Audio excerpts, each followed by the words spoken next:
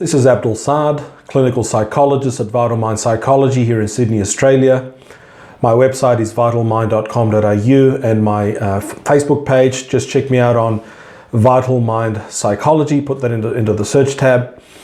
Thank you for your continued support of the channel. We have, at time of recording, surpassed 500,000 views for all of my videos, something I would never have expected would happen when I started making these videos. So thank you, and please don't forget to subscribe and click on that bell icon so you can get an update every time I upload a video.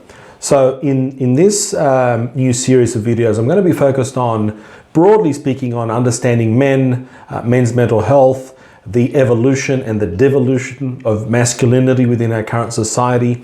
So hopefully this will be enjoyable as well as valuable content. So this video is entitled Understanding the Three Types of Men. And the first type of man I want to focus on, the first category of male that we can observe and perceive in our society, is what I call the pseudo-alpha male, or the false alpha male.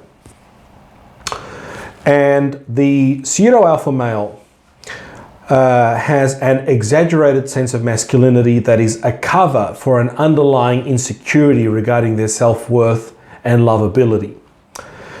Typical traits of a pseudo-alpha male include being fearful of vulnerability, having great difficulty with intimacy, that is authentic self-disclosure, a veneer of toughness, but deep down, often these men are very quite sensitive, hypersensitive to criticism, poor emotional regulation. These are the sorts of guys, or the sorts of men, I don't like the term guys, the sorts of men that can frequently fly into fits of rage, hair trigger, anger, mood swings. And in their interpersonal relationships, especially in their romantic relationships, these are the sorts of men who seek to dominate and control their partner, as I said, especially their romantic partner. And the extreme fringes of that is when you know, they engage in very jealous attitudes toward their partner. They can be very paranoid, extremely domineering. And this is the pseudo-alpha male is also much more prone as viewing their partner as an object. These are men who have a high boredom proneness. They can become very quickly sexually disinterested in a partner, and hence there is a tendency toward promiscuity within the pseudo-alpha male. So obviously, with the way that I've titled this, the pseudo-alpha male means that this is a negation of true masculine integrity, and that will be made more clearer as I progress in this video series. But for now, we're describing the first sort of male, the first sort of man, the pseudo-alpha male. Many men with classic narcissistic personality disorder would fit in to this category, but certainly not all. Now, pseudo-alpha males, in my experience, are prone to the following problems: alcoholism, gambling addiction, violent behavior, sexual promiscuity, and exploitative behavior, where lies, deception in their business dealings, in the way that they earn a living, earn money. They fundamentally lack masculine integrity. The integrity of keeping their word, the integrity of not lying and cheating other people. Now you might say, well, this is integrity that's universal. Yes, that's true. But the way that I'm approaching this video series is that I want to get to the goal of describing the integrated authentic male, the authentic masculine, and what that looks like. And I'm starting off with the pseudo-alpha as a severe departure from that. Even though the superficial layers seems to be masculine, but in a pseudo way. So on the severest end of the spectrum, men who fall into this category often manifest a set of traits that are referred to in the psychological literature as the dark triad. They are narcissism, Machiavellianism, and psychopathy. And feel free to do some research on the dark triad. There's a lot of interesting studies that are coming out on this dimension, this cluster of personality traits. Now, developmentally, what I found is men who fit into the category of the pseudo-alpha male often have had a troubled relationship with their father.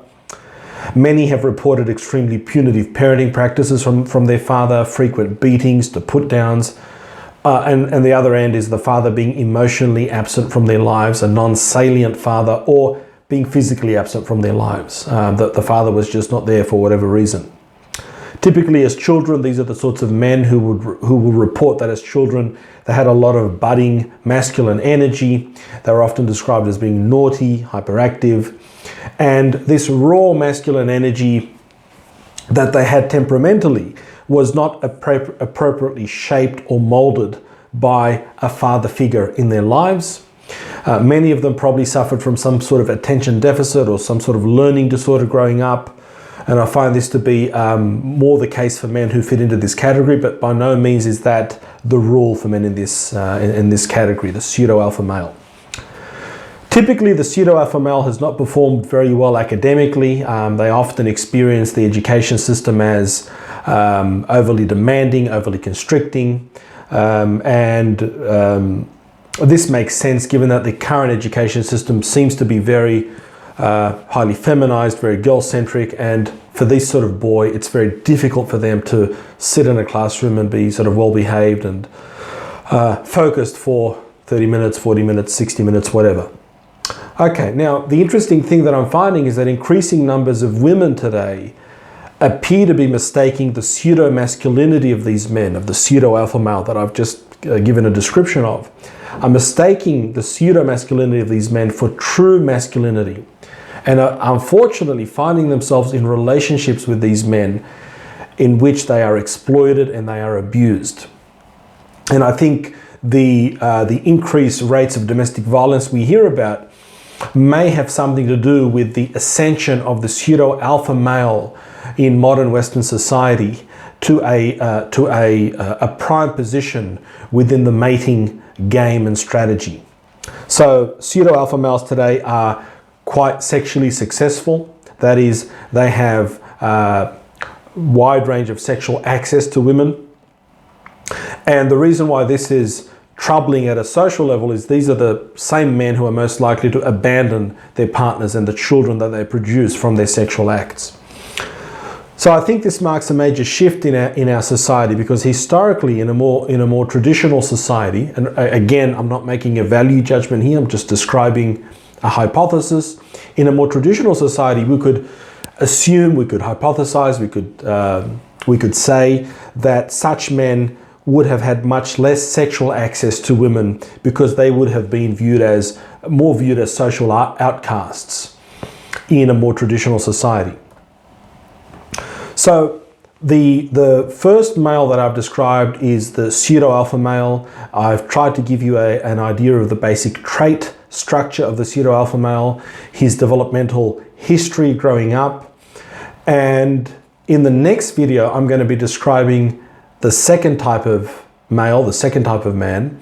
I'm not going to tell you what that is yet, you'll have to wait till next week.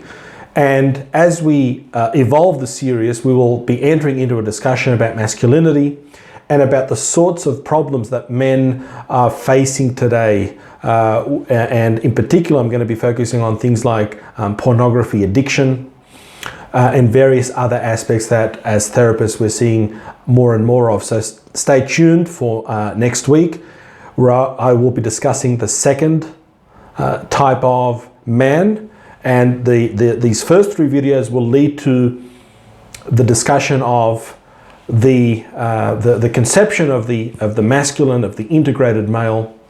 But next week I'm going to give you the intermediate between the extreme of the pseudo-alpha male, which I've described today, and the integrated masculine, grounded, authentic male, which I'll be describing in a couple of videos' time.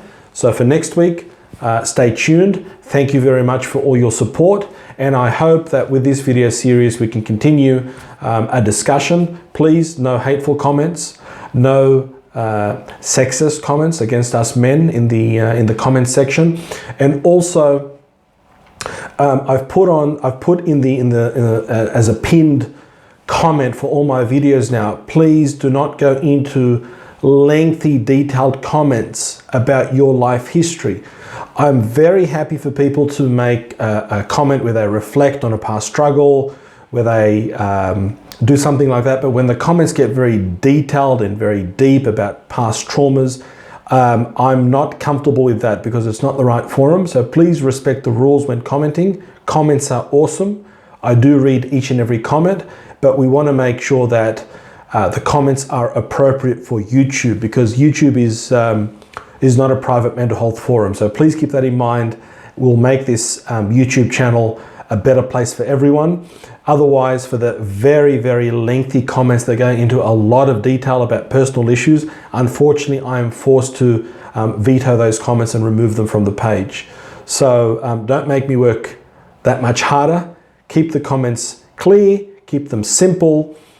Sure, you can ask questions. There's no guarantee that I can answer a question that you ask.